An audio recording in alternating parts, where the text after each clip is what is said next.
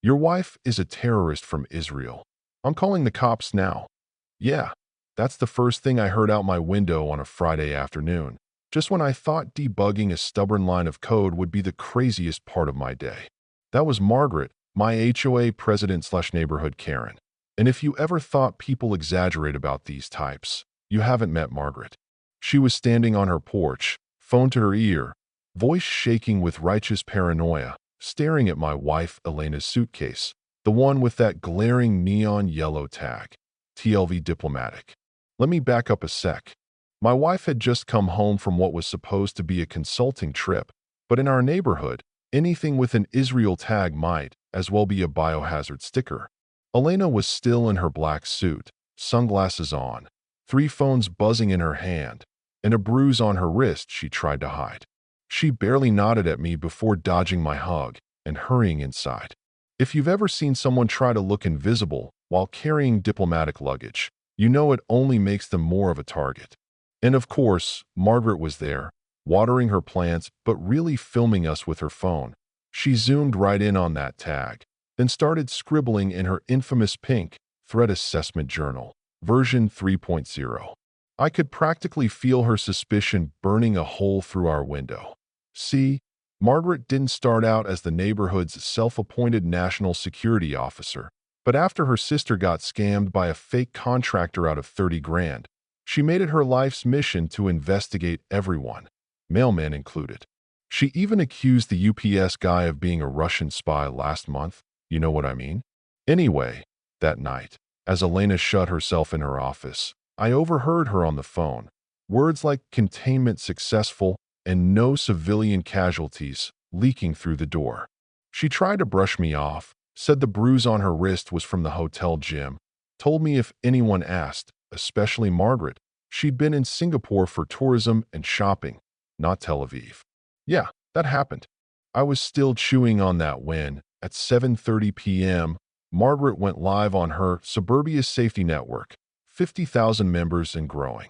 She started raving about suspicious activity on Oak Street, said she had video evidence Elena wasn't in Singapore, but Israel, and that only government officials and spies travel with diplomatic tags. The comments blew up. Half the town was convinced my wife was smuggling weapons. The other half was making memes about Karen Get on 2025. Now, Margaret wasn't content to just gossip online. By 8 o'clock, her garage looked like a conspiracy war room.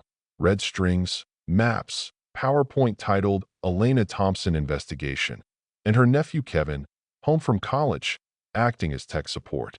30 neighbors gathered for her briefing, including Bob, the retired Marine.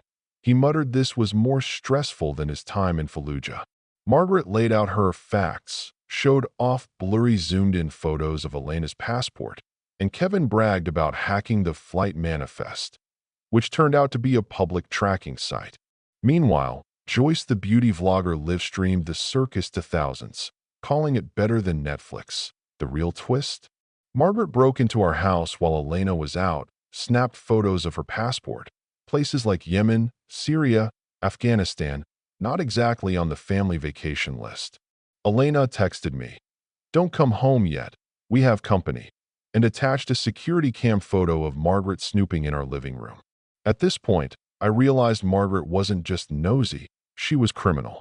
But instead of calling the police, Elena told me to sit tight, which made me wonder what kind of consulting job she really had. Saturday morning, Margaret woke up at 5, prepped her evidence, USB, bullied neighbors into witness statements by threatening them with HOA fines, and practiced her 911 script in the mirror wearing her red, white, and blue tracksuit.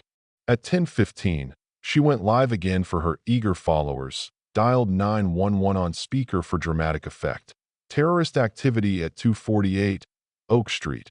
My neighbor has weapons in diplomatic bags. I have proof, according to Google. The cops actually showed up. 2 cruisers, sirens blaring. The whole block came out to watch. Margaret posed on her lawn with her folder and clipboard, ready for her moment of fame. The officers moved in tactical, barking for Elena. I was shaking, convinced this was about to go off the rails.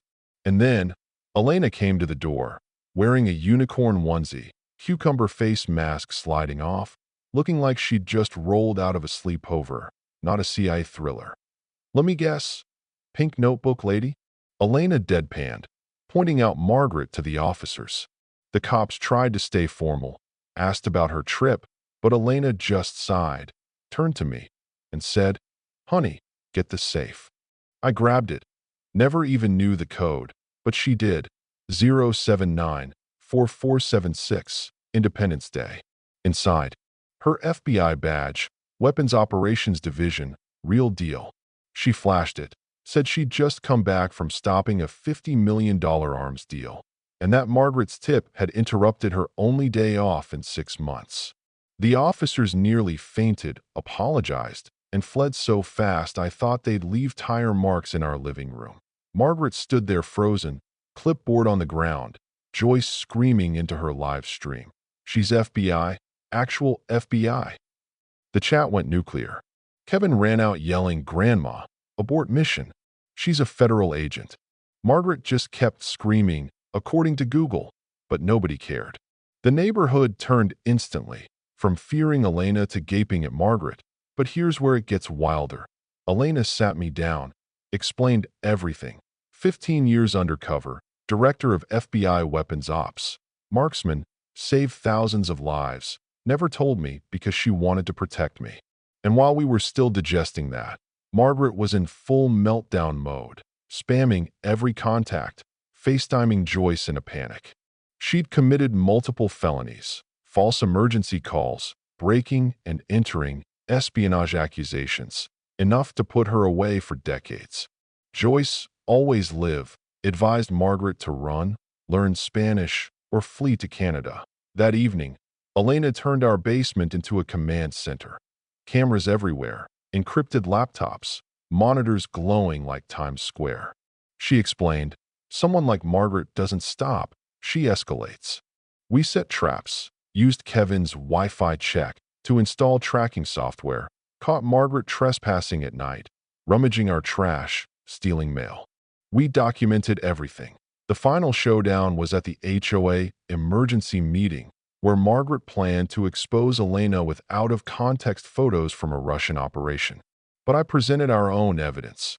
Videos of Margaret trespassing, stealing, and imposing fake fines for personal gain. The crowd turned on her. Joyce's own live stream, secretly archived, proved Margaret paid her to spy, break in, and stage Mission Impossible. Margaret tried to fight back, accused us of faking evidence. But then Elena walked in, full FBI mode, backed by agents posing as mercenaries. She offered Margaret a choice: resign, leave, and disappear, or face federal charges. Margaret, true to form, went nuclear, leaked what she thought were classified files to every news network. Turns out, she'd compromised an active operation with agents overseas. Elena's calm snapped. This was no longer neighborhood drama. This was a national crisis. Next morning, the black Suburbans rolled in. Tactical teams hit Margaret's house, arrested her and Kevin, confiscated everything, even garden gnomes and the coffee machine. Joyce live-streamed it all. Freedom of the press, baby. News vans swarmed. The world watched as Karen of the Year was dragged away in bunny slippers. 1 year later, Bob ran the HOA with military sanity. No more flagpole measurements, no mailbox color drama. Margaret served 15 years, found God, wrote a book. Kevin did too, now works cybersecurity. Joyce won an Emmy for her documentary. Elena was promoted to deputy director, still wore unicorn pajamas, and we actually enjoyed the block party. That is, until the lights went out.